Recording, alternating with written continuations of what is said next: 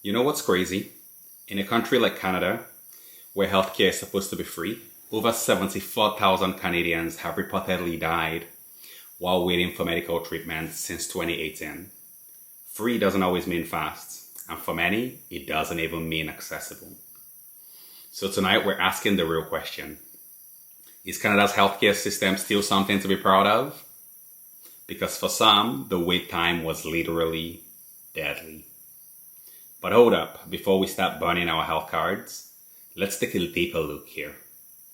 I'm not here to rant at all. I've had positive experiences. Shout out to the CHEO. My son, when he was born back in 2019, he had this hemangiomas, which is like a growth, but his was internal.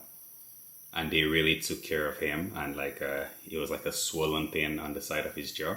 They took care of it. So I have huge props for the CHEO.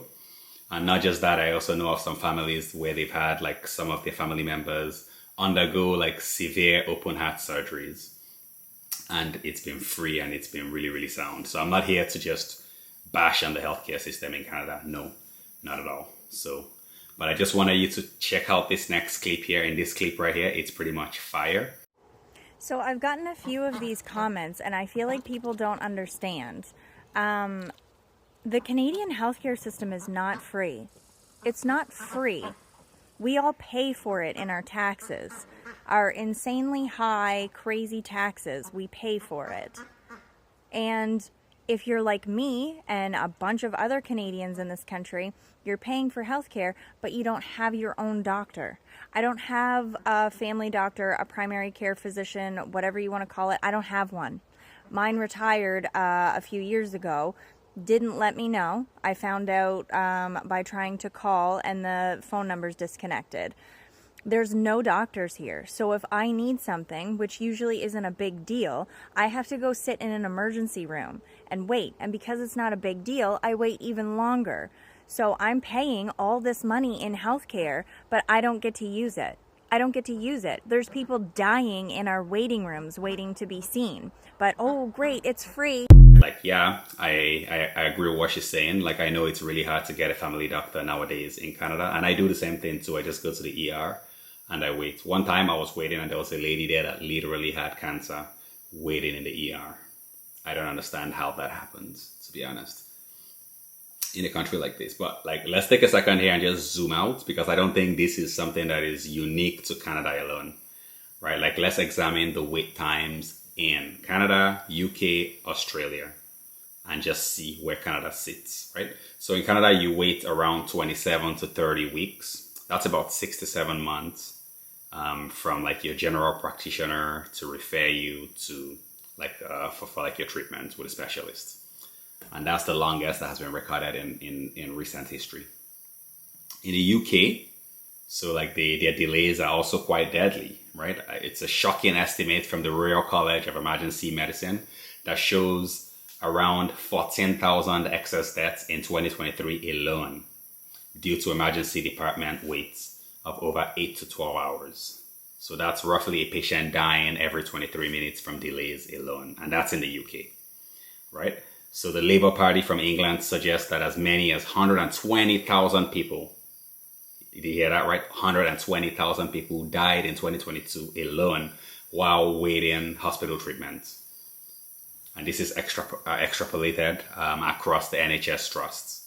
Meanwhile, in Australia, reports show over 12,000 deaths in 2022 to 2023 alone while waiting for elective surgery. So this is up from 9,000. It's up 9,000. I guess it was 9,000 before and now it's 12,000.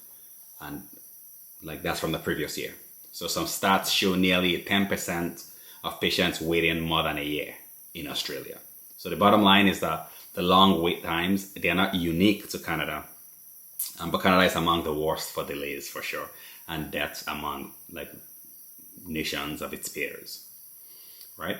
But yeah, so let's examine the hidden costs of the free, right? When we say free in Canada, what are the hidden costs of that? So yes, in Canada, we don't get slapped with $10,000 bill for a broken leg, but we do pay through our taxes. And the real cost is not really what you think is the taxes, it's actually the time. And sometimes that time translates to life, right? As you can see, over 70,000 people dying like on a wait list. So imagine needing a hip replacement, but then you're being told that you have to wait a year. So just imagine the quality of life that you're going to have at that point. I had a friend that needed a knee replacement. She had to wait 6 months. So yeah, like it's a real thing. But yeah, so like let's actually look at this right now, like the 74,000 wait list deaths in Canada. Let's look at that and like take a deeper dive into that. So that Canadian number, 74,000 since 2018, while waiting for care, is official research from Second Street compiled across provinces. The UK's 120,000 annual deaths is higher per year, yeah, but Canada's figure is also increasing fast. So that's not good, right? It sounds like as if Canada is on a rapid decline. Australia sits lower, but the trend is similar worldwide. So I wonder what could be going on in all these Western countries. Let me know down in the comments below. What do you think? What are your thoughts on that? Why do you think the Western world seems to be getting worse instead of better? Especially as technology is improving. You would think we'll continue to improve, but it looks like we're kind of taking a dip. What do you think is responsible for that? Let's talk about it down in the comments below. So while Canada and UK were sharing the highest burdens internally, Canada still stands out for having some of the longest delays and highest cumulative deaths relative to population. That's true. Because 120K deaths in the UK, like I don't know how many people are there in the UK, but Canada doesn't have an awful lot of people. So 78,000 people dying in Canada is quite a lot. And importantly, these deaths happen before care even begins. So not all because of waiting, but dying on the list means services aren't meeting the needs. So what's the fix? People might ask, what's the fix? Let's not talk about just problems. What about some solutions? Do we go private? That's what some countries do, right? Like the two-tier system. Rich folks pay to skip the line. I know some people in Canada, they would rather just travel, pay the money, get their treatments. Or do we invest more in public health capacity?